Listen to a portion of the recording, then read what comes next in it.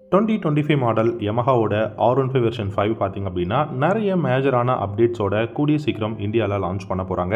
உங்களுக்கு R15 பிடிக்குமா இல்லை RS200 பிடிக்குமாங்கிறத கமெண்ட் செக்ஷனில் கமெண்ட் பண்ணுங்கள்.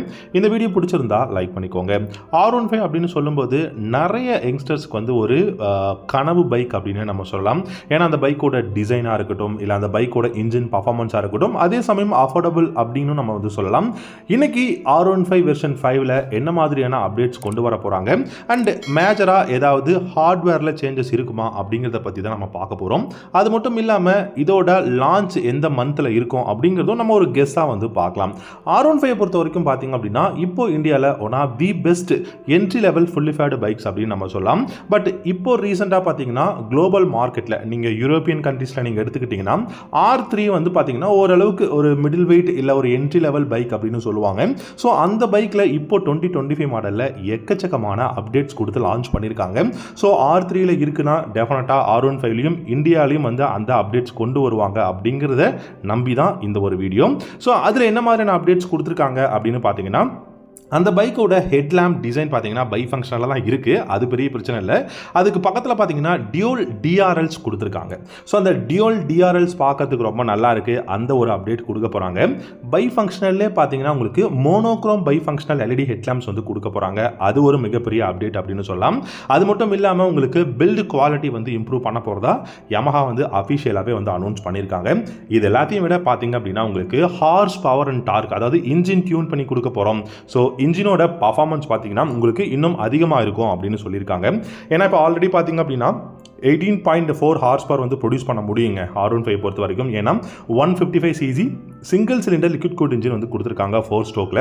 ஸோ இது வந்து பார்த்தீங்கன்னா ஒரு SOHC இன்ஜின் அப்படிங்கிறதுனால உங்களால் ஒரு 145 150 போச்சு அப்படின்னா பைக் வந்து இன்ஜின் ஆஃப் ஆகிற மாதிரி தான் இருக்கும். அப்படி ஆஃப் தான் ஆகும். ஏன்னா 155 cc 150 அதுக்கு பக்கத்தில் போச்சுன்னா இன்ஜின் ஆஃப் ஆகிடுங்க. அது மட்டும் இல்லாமல் உங்களுக்கு 14.2 நியூட்டன் டார்க் வந்து வெறும் 7500 RPMல வந்து இதால் ப்ரொடியூஸ் பண்ண முடியும். அப்படிங்கும்போது இதோட சக்திக்கும் மீறி தான் நமக்கு எப்போவுமே வந்து இதோட பர்ஃபார்மன்ஸ் வந்து கொடுத்துட்ருக்கு. அதில் பார்த்தீங்கன்னா உங்களுக்கு இப்போ இன்ஜினில் அப்கிரேடு வரப்போகுதுங்க.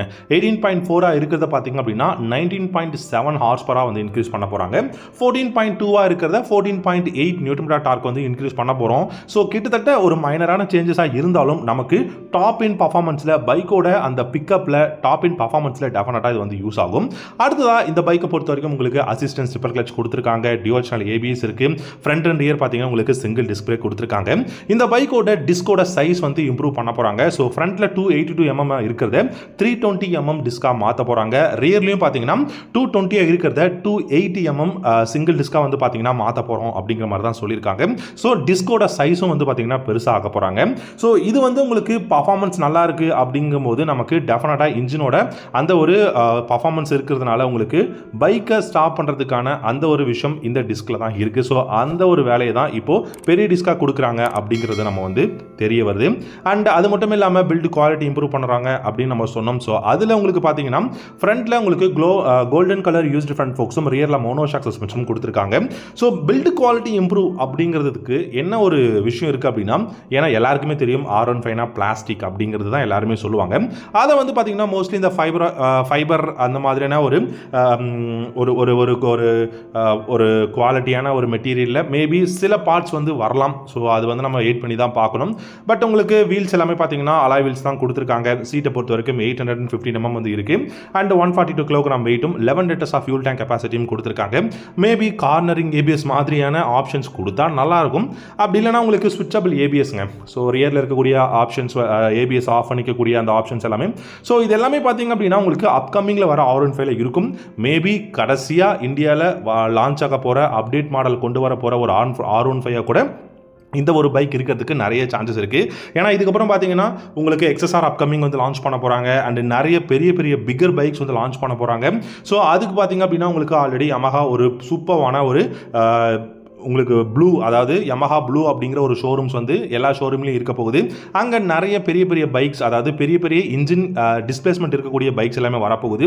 நம்மளால் எல்லா பைக்ஸுமே வாங்க முடியும். இன்னும் நிறைய ஈவெண்ட்ஸ் எல்லாமே அங்கே நடக்கும் அப்படிங்கிற மாதிரி சொல்லியிருக்காங்க. ஸோ அந்த மாதிரியான ஷோரூம்ஸ் வரும்போது நமக்கு பிக்கர் பைக் கிடைக்கும், நல்ல ப்ரைஸு கிடைக்கும். ஸோ இப்போ R3 MT-03 இருக்கு இல்லையா, ரொம்ப எக்ஸ்பென்சிவ், அந்த மாதிரி இருக்காது. ஸோ கூடிய சீக்கிரம் இந்த இயரோட எண்டுக்குள்ளே நம்ம R15 வெர்ஷன் 5 வந்து இந்தியாவில் எதிர்பார்க்கலாம் அப்படிங்கிறத தான் சொல்லியிருக்காங்க. ஸோ டெஃபினட்டாக உங்களுக்கு இந்த வீடியோ பிடிச்சிருக்கும்னு நினைக்கிறேன். பிடிச்சிருந்தால் லைக் பண்ணிக்கோங்க. தேங்க்யூ ஸோ மச் ஃபார் வாட்சிங். அடுத்த வீடியோவில்